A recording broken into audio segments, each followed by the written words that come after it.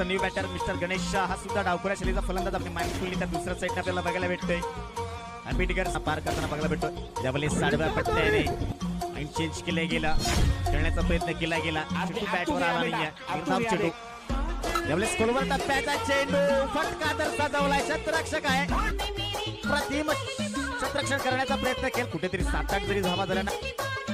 ज्यावेळेस पुढचा चेंडू असेल पुन्हा एकदा. ज्यावेळेस फटका लॉक केलाय, ज्यावेळेस क्षेत्ररक्षकाची सुद्धा गरज नाहीये.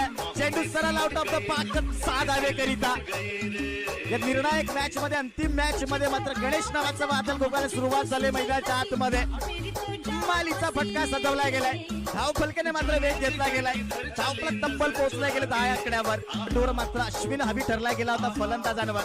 नक्कीच 2 चेंडू नंतर मात्र चित्र बदलले सामन्याचं. ज्यावेळेस साखो टप्प्याचा चेंडू क्षेत्ररक्षक आहे, त्या क्षेत्ररक्षकाला भिरकावून चेंडू सरळला निघून गेला 6 धावे करिता.